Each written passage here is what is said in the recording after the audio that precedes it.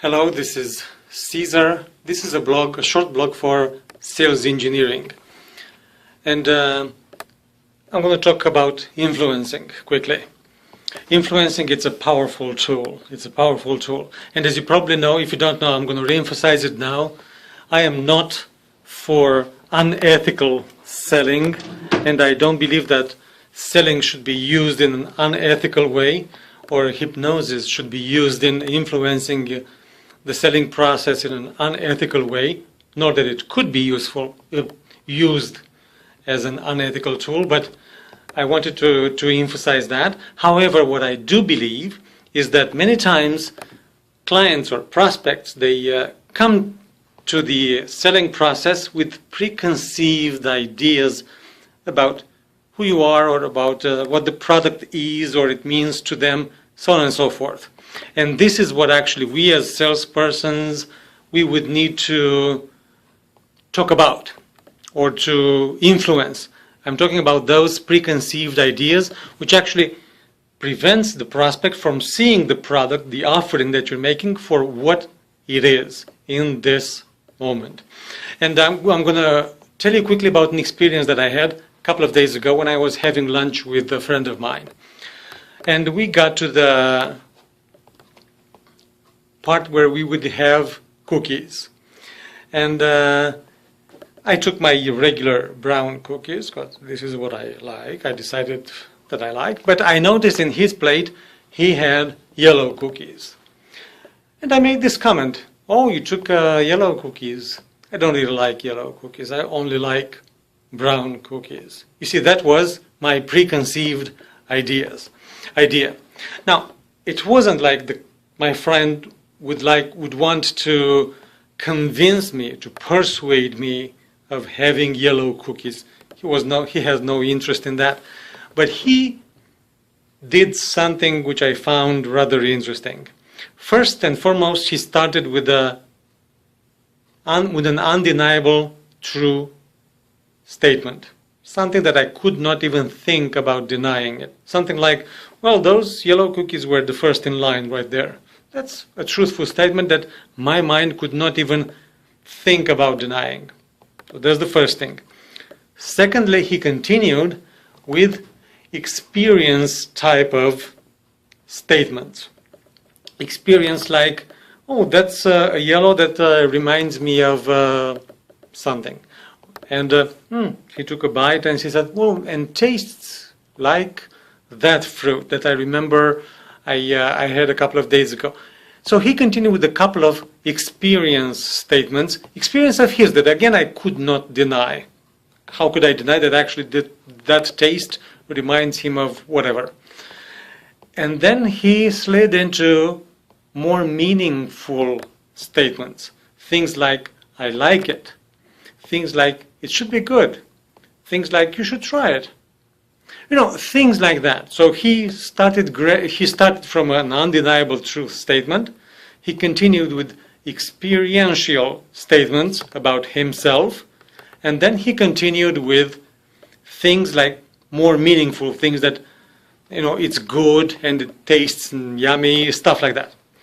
And I noticed with surprise that I started to have thoughts that like, maybe I should try it. Maybe I didn't pay attention in the past when actually I decided they are not good. Maybe he sees something that I didn't see in the past. And, maybe it would be good. You know what? I'm gonna go and take a yellow cookie just to see what it's like. So I got myself into the position to want to have an experience of that cookie. Now think if that was a sales situation. So you are the salesman trying to convince that prospect to at least have an experience of your offering instead of continuously bringing things from his past. Oh, I tried that, never works. Or I had a friend who told me and he knows better. So you had to counter all those prejudgments. Instead, start with a simple statement. This is that. Something neutral that he cannot deny. Something very simple. Whatever you can think at. And then continue with some experiences. Experience type of statements. So that's why testimonials are very important, because you're describing experiences that he cannot deny. How can that prospect deny that Jimmy, who purchased this product in the past, he experienced this, that, and the other? He cannot deny it. He can only accept it as facts, especially when you present them just as casual facts, not as, oh, you see, you should like it. You first give him some neutral experiences, so his mind gets accustomed to take the facts as experience.